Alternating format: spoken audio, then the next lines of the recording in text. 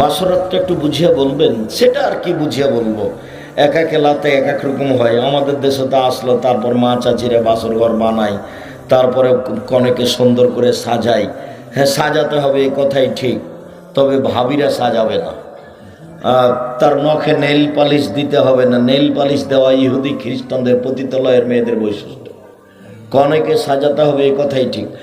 আয়েশা রাদিয়াল্লাহু তাআলা আনহা বলেন, আমি আমার বান্ধবীদের সাথে একদা দোলনায় খেলাচ্ছিলাম। দোলনায় একদিকে আমরা আছি কিছু বান্ধবী, একদিকে কিছু বান্ধবী আছে, একদিক উঁচু হলে একদিক নিচু হয়। আমরা খেলাচ্ছিলাম, আমার মা আমাকে ডাকলেন, আমি দৌড়িয়ে আসলাম। তো আমার গায়ে কিছু ধুলাবালি লেগেছিল, এগুলো আমার মা একটু মুছে দিলেন, দিয়ে নিয়ে গেলেন একটা ঘরে। দেখি সেখানে আনসারীদের মহিলা। ব্যাপারটা বুঝলাম না, ওখানে কেউ নাই, শুধু আনসারীদের মহিলা। আনসারী মহিলারা আমাকে সুন্দরী করে সাজালো। অন্য এক বর্ণনাতে এসেছে, আসমা বিনতে ইয়াজিদ বলছে, কাইয়ান্ত আয়েশাতা লিরাসূলিল্লাহ সাল্লাল্লাহু আলাইহি সাল্লাম, আমি আয়েশাকে সুন্দরী করে সাজালাম আল্লাহর নবীর জন্য। কি দিয়ে সাজালেন? যা দিয়ে চলে সবই দিলেন, আসকারা মাস্কারা যা আছে, পাউডার টাউডার যা আছে, তবে নেইল পালিশ নয়, আর টিপ নয়। টিপ হচ্ছে হিন্দুদের হিন্দু মেয়েকে বিবাহ। মানুষ এসেছে চলে যাবে, এ কথাই ঠিক। যদিও মানুষ আসছে যাচ্ছে দেখতে পাচ্ছে, তবুও মানুষ নিজেকে মূল্যায়ন করতে পারে না।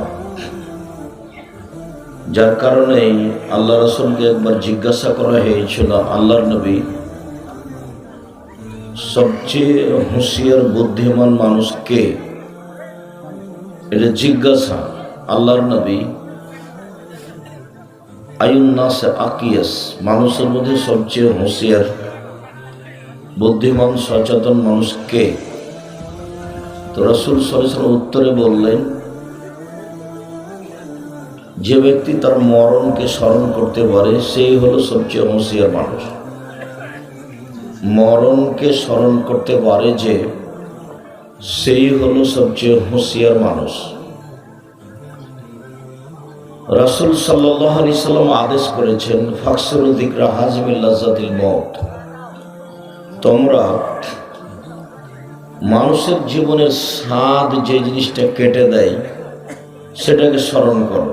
এটা আদেশ। সেটা হলো মরণ। প্রত্যেকটা মানুষের একটা স্বাদ আছে। কেউ জমি কিনবে, কেউ বাড়ি করবে, কেউ গাড়ি কিনবে, কেউ ভ্যান রিক্সা কিনবে, এটা প্রত্যেকটা মানুষের স্বাদ। তা আল্লাহ নবী